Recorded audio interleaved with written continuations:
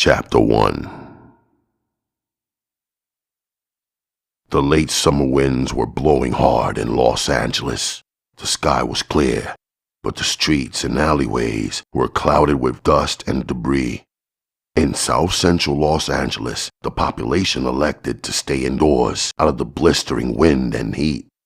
Compton Boulevard, Manchester Boulevard, the takeout chicken and taco stands, the old newsstand at the corner of Adams and Crenshaw, they were all dark and empty. The only sounds were those of the wind whistling eerily through the rotting buildings. Elliot Stone felt the wind bite at his face. He walked, head down, along Compton, clutching the small packet of film tightly beneath his leather coat. His 6'1" frame moved smoothly as he ducked one gust after another. In his days at the University of Southern California, the young black man had worked his way through tougher obstacles than the Santa Ana winds. As Stone passed the Pacific Club, he heard the mellow sounds of a Miles Davis record drifting out onto the street. The music lifted his spirits. The desolation of the streets was uncommon in Watts, and it was good to know that at least a few people were drinking and listening to the good sounds. The small white house at the corner of 51st Street and Compton beckoned to Stone with its clean exterior and the familiar sign above the door that read, "Office of Economic Opportunity, South Central Office." For 2 years, Stone had worked out of this office, helping his black brothers and sisters to achieve some kind of reasonable start in the community. As a former football star and student, the job had come easily to the well-mannered, soft-spoken black youth. The white bureaucracy liked their neighborhood representatives to be like Elliot Stone. It gave them the opportunity to bring the workers uptown to the Century Plaza Hotel or the Statler Hilton for conferences. In the old days, men like H. Rap Brown and Eldridge Cleaver frightened off the soft white businessmen from the Valley and Beverly Hills with their hate-filled rhetoric and powerful language. The days of poverty Mau were finished. No more were blacks intimidating the white man with their African garb and dark continent souls. It had worked for a number of years, but now the clean-cut, well-educated men like Elliot Stone were making the climb, and it was making life easier for the nervous white men who dealt with them. The light was on inside the small house. Stone knew that Jimmy Adams and Frank Robinson would be huddled inside the back office, sorting out files and poring over photographs. Stone used his key, opened the front door, and made his way through the main front offices to the rear of the building. "What's happening, gentlemen?" Stone said brightly, smiling at the two older blacks sitting at the huge wood table. Jimmy Adams, the older of the two men, sat beneath the naked white light, his bald head gleaming with perspiration, and smiled. "You got the photos, Elliot?" he asked. Stone pulled out the packet of pictures, 24 4x4 black and whites, and spread them out on the table. "Yes, sir. We got something happening here." Frank Robinson, small, stocky, and with short hair, busied himself with the mass of paper and photographs remaining on the table. When he had scooped them all up into a pile, he turned his attention back to the series of snapshots that Stone had put before them. Elliot Stone placed each of the photos side by side, then stood back and admired the collection. Each picture showed a black man standing outside a local bar named the Black Oasis. With him was another black man, an older, better-dressed man who possessed all the markings of a pimp. "Now," Stone began softly, his two friends peering intently at the pictures, "we got them bastards together. The one on the right, as you know, is Wilbert Seamus. We got proof connecting him with the local ring at Manual Arts High School. Right, Jimmy?" Adams nodded. "You can dig we got his ass, Elliot." Beautiful. Now we got this other dude. This cat has been making the scene down at the Oasis for 3 weeks. Each of these shots was taken on a Tuesday afternoon over a period of 3 months. Pull my coat, Elliot. Frank said excitedly. Who is he? Elliot Stone smiled, revealing fine white teeth. Well, gentlemen, the dude is named Oscar Manning. There was a long silence. Jimmy Adams whistled through his teeth, then chuckled. Oscar Manning? Man, that dude is something else. Vegas, Frisco, right? You got it, Jimmy, Elliot replied. Oscar Manning, according to those cats who should know, is the biggest fucking runner of heroin this side of the damn Rocky Mountains. And we got him in black and white with Seamus. Frank Robinson moved back a step from the table. Written across his hard black face was worry. He had begun with Stone 6 months before, helping him collect and gather information on the local drug scene. At that time, he had expected maybe 1 or 2 small-time high school pushers. Oscar Manning and even Seamus were something a little heavier. You uptight, my man? Elliot glared at Robinson. He had not disliked the man, just failed to respect him. Shit, Robinson replied. You fucking around in dangerous waters, Elliot. That dude's a heavy motherfucker. Stone chuckled. And so are we, Robinson. What we gonna do now, Elliot? Adams asked quickly as a means of breaking the tension. Stone continued to glare at Robinson for a moment longer before turning his attention back to the photographs. Yeah, the tall black man said slowly. We put this shit together and take it to Kenyatta. Robinson is right. This shit is too big for just us. We've been working with Kenyatta a long time, and now we got something to show him. The silence in the room was what Stone had anticipated. The name of Kenyatta brought that to the Black brothers quickly. The man was a legend, and men do not speak of legends without taking the time to consider what they are going to say. That was the way it was with Kenyatta. That night, Stone had sat alone inside his small office and thought deeply about what he was doing. His record in the office was a good one, but the situation around him was deteriorating quickly. The young people, all blacks, were being taken for a ride, a cruise on drugs from which they would not return. And the little white man who held the power had told him nothing more than any other bureaucratic slave would have. It had taken one phone call by Stone to arrange the meeting with the man they called Kenyatta. Stone had heard of him on the streets. There was a growing number of young, idealistic blacks who had joined with the tall, black-headed black man. They had known that the government, the law enforcement agencies, and the supposed poverty programs were not working. Kenyatta had told them that the situation was in their hands, and they were the force behind the ghetto, and that they would be the ones who could make it better for their brothers. Kenyatta arrived at the office with 2 bodyguards, a black man named Wells and a short, stocky black man named Burt. Stone and Kenyatta had retreated to the back room of the small house and talked through the night.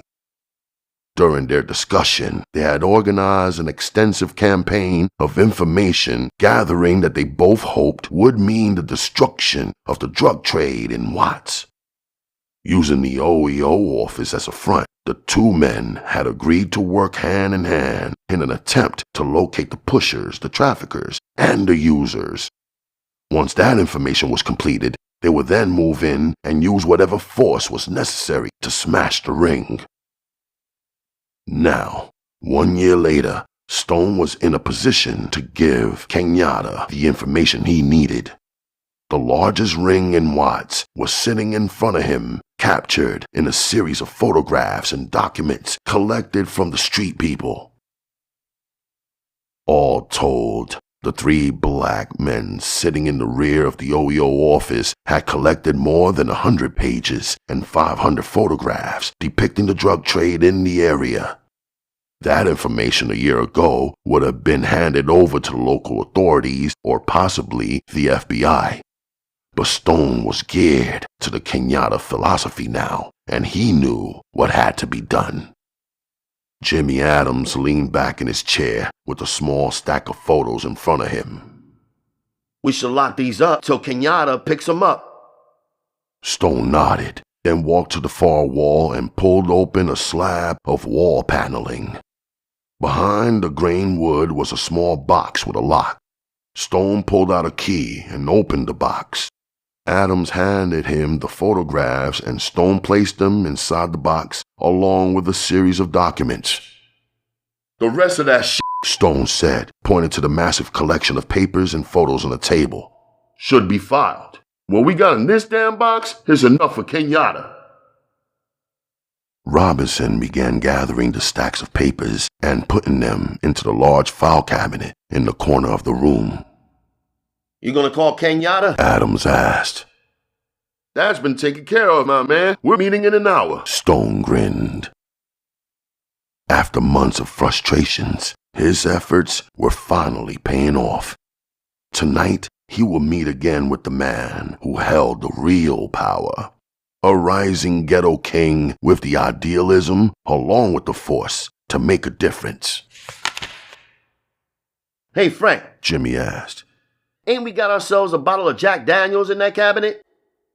Robinson reached inside the top drawer and pulled out a fifth.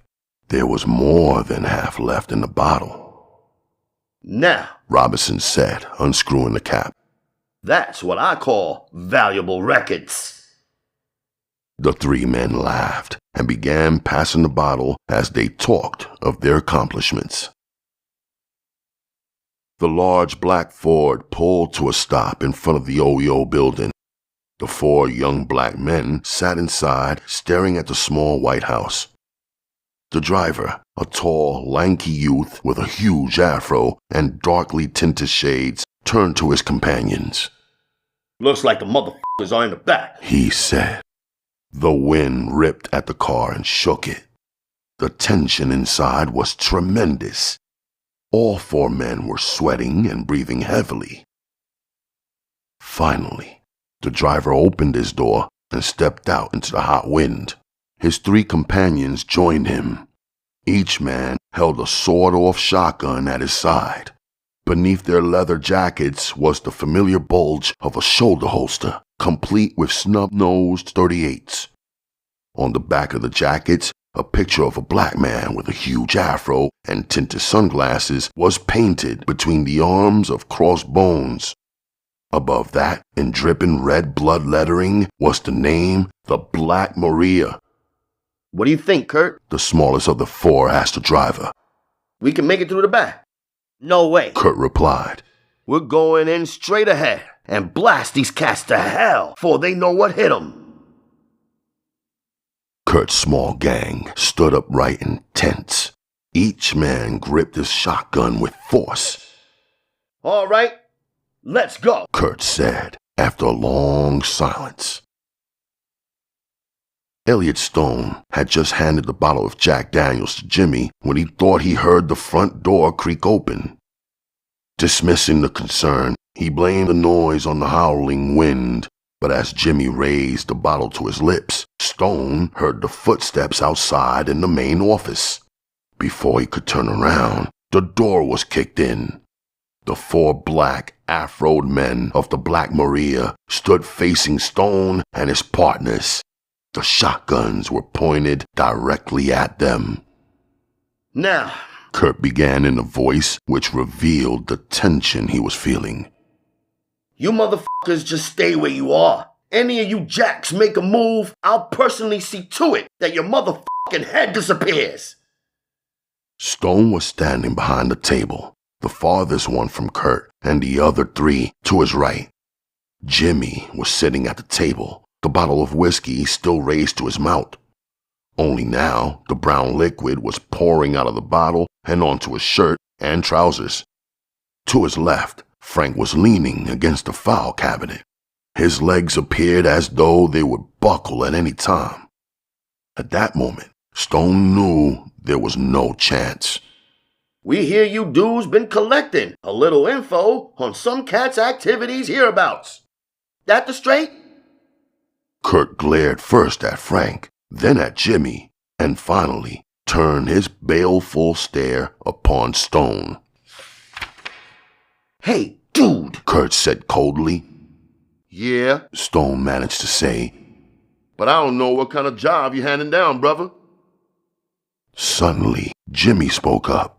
His voice was tinged with his fear. Please, man, we got some shit right here. Kurt grinned, his lips spreading across crooked, stained teeth. Now this little dude got some smarts, baby. Stone watched as Jimmy picked up the file envelopes on the table, then walked across the room and pulled the one that Frank had just put away.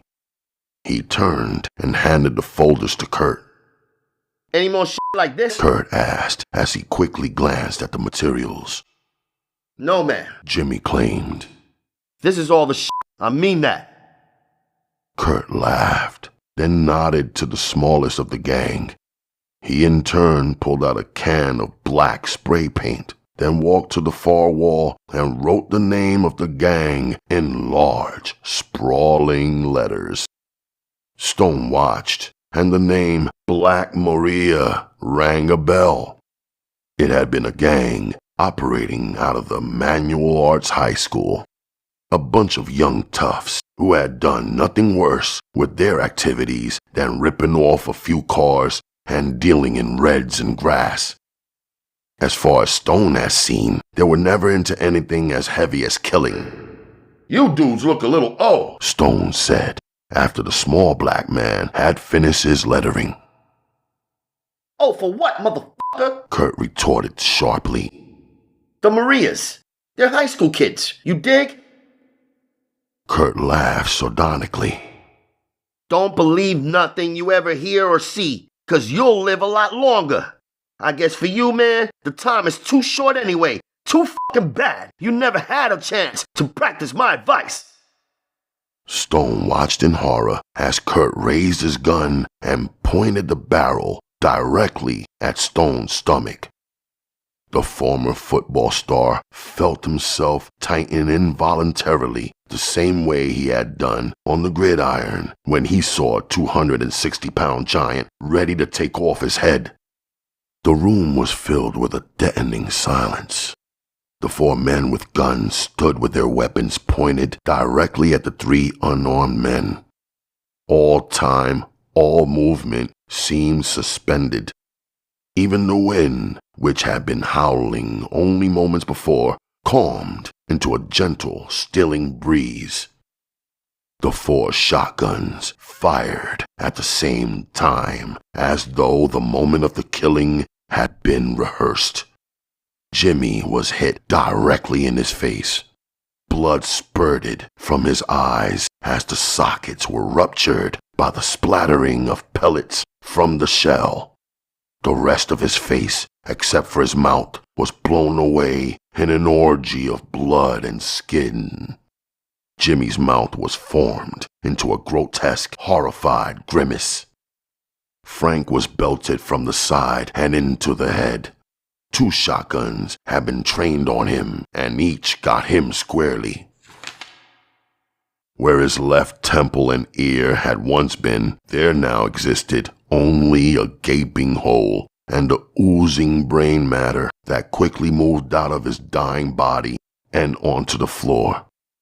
He had been plastered against the filing cabinets, and his body remained in a prone position. Kurt fired at Elliot, aiming for the man's crotch, but the pellets hit him in the stomach and punched a series of holes into his gut. The blood was oozing out quickly, staining Elliot's white shirt. The force of the blast had thrown him back against the rear door, and Stone fell to a heap on the floor. The room was filled with the blue-gray smoke of the explosions. The crumpled bodies were barely visible to Kurt. Okay, set it, Kurt ordered, his eyes burning from the dense sulfur fumes. The two men who had fired at Frank quickly grabbed some papers and newspapers and began lighting them. They threw the wadded-up fireballs across the room and into other stacks of paper. Within a moment, the room was crowded with small fires that would soon burst into huge, smoldering flames. On their way through the house to the front door, the four members of the Black Maria set fire to anything that would ignite easily: chairs, paper, and desks. By the time they reached the door, the entire house behind them was quickly being engulfed in flames. At first, Elliot could not differentiate between the fire in his gut and fire all around him. The pain that engulfed him was more intense than any fire could be. "Oh, God, Jesus!" Stone cried.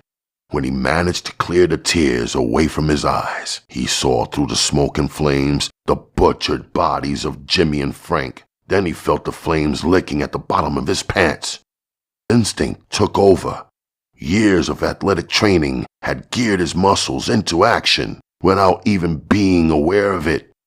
Instantly, the young black man began crawling with all the strength he possessed toward the back door. It was only a distance of 5 feet, but it felt like an eternity. His survival instinct pushed him on, yet the pain, combined with the intense heat of the room, caused him to black out. When he regained consciousness, he pushed again, not knowing anymore why he was going or where. The door had been a reality only moments before, but now it was part of a nightmare. The flames were surrounding him on all sides. The bottom of his pants were burning, and the flames were moving up. Elliot Stone reached up and grabbed the door handle. He twisted it, but the heat of the fire had melted the metal, and the handle was jammed. He knew he had one last chance, one last effort to make, and then everything would be decided. Damn! Stone cried as he staggered to his feet. Without looking or even being able to see, he moved back away from the door, then bent over and clutched his stomach. He was in the position of receiving a handoff from the quarterback.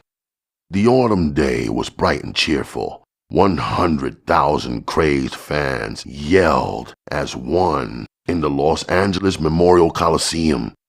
Before him, the huge front line of Notre Dame moved together, darkening the skies and making it impossible to see the end zone. But at that moment, Elliot Stone bent down, clutched the football to his gut, and somehow managed to plow his way through the world's biggest college line and into the end zone. He was mobbed by his teammates and by the students who were pouring en masse out of the stands. In his entire life, the young black athlete had never felt so happy to be alive. There were no teammates mobbing Elliot Stone as he writhed in pain on the cool grass behind the inferno of the OYO building. Instead, he was alone with his pain and his wounds. The fire was out on his pants, and his hands could feel the blood oozing out of his belly. But at least he was still alive.